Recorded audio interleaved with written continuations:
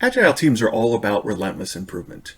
In our ideal world, the work would flow smoothly through refinement, development, testing, and deployment. In reality, that's rarely the case. We spend so much of our time ping-ponging the work back and forth between development and testing, testing and development, development and product management and testing, and that can be cumbersome and kind of a waste of time. Often the root cause of this is because each of us had different expectations of what the work should do, what it shouldn't do, or where the finish line is. In this video, I'm going to show you how to create a tool that you've probably already heard of called the definition of done. Hi, I'm Peter Case. If you've heard of a definition of done, but you haven't known where to start or why it's important, this video will walk you through the steps of creating this powerful tool so that you can begin to see rework reduce, quality improve, and value flow smoother through your team. The first thing to do when crafting a definition of done is to understand the what and who. In other words, what is the context and who is responsible for the quality and accuracy of the work. Now, when I say what is the context, I mean what type of work is being done here? Is this team level work where we do user stories and bugs and perhaps tech debt? Is this for release level activities? Is it for multiple teams contributing to the same product or the same release train? The answer to that could be completely different groups of people. Being clear about that will help you better understand the who. Once you've answered the who, it's time to get the group together. For our sake, we'll focus on team level work. Our who, then, is the agile team. They craft it. Now that you have the right people in the room, it's time for step 2, which is to define the milestones the work has to pass through in order to be considered done. Here I've crafted a simple template that I use to help my teams brainstorm when we're creating our definition of done. Now, before we look at the template,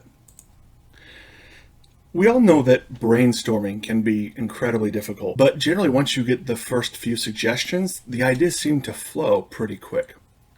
I've developed a question that I use to kind of start generating those questions. And the question is, what would prevent us from deploying this story, bug, feature to production today? And I'll throw that out to the team. And then I'll start just jotting down their answers. So, well, obviously for example, we have to code it. We need to create unit tests. There's some integration tests, right? So I'll go through that. And as we make the list, then I'll start picking out common themes. So what I've done over here, and I will make this template available. Again, it's really just kind of a simple, no-nonsense template, and you can update any of these things that work for you if you find this helpful. So as you'll see, I've started categorizing things. I've got some ideas in testing, and that means qualitatively, our unit tests are created and integration tests where appropriate. We're talking about our coding standards. Maybe one of our definitions of done is that no known defects are released to production. Any documentation, we have release notes, that sort of thing. The acceptance criteria has been met and the product owner has signed off. And you'll start creating your categories. And along the way, you get to dip your toe into step 3. Step 3 is once you've created your categories, you're going to start fleshing those other things out.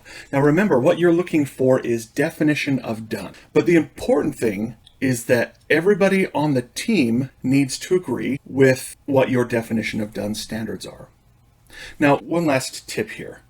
Start lean. And what I mean by that is there's always a tendency to make an encyclopedia of definition of done things. If you follow that, what you'll find is that you spend most of your time talking about exceptions to those definitions of done. In a very real way, a definition of done is kind of a contract with the team, so that the product owner, for example, were to say, is this done? We all have the same understanding of what that means. And so if you fall into the trap of over-specifying this, becoming too granular, you'll find that you spend a lot of your time talking about exceptions. So I try to stay generic. What are some of the highlight things that are going to apply to 95% of the work that we do? Now, over time, You as a team should revisit your definition of done. It should evolve as you learn more about your team, as you kind of developed a team identity and a way of working. So there you have it.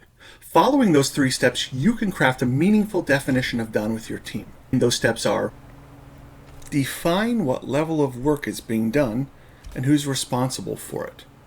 Step 2, define the phases between start and done. And finally, step 3, define the activities in each of those phases. Document this in a place where it can be easily accessed by the team, and which you will revisit it from time to time and slowly evolve it. Now, if you would like to use the template that I created, I'll post a copy of it in the description below. I hope that helps. Thanks for watching.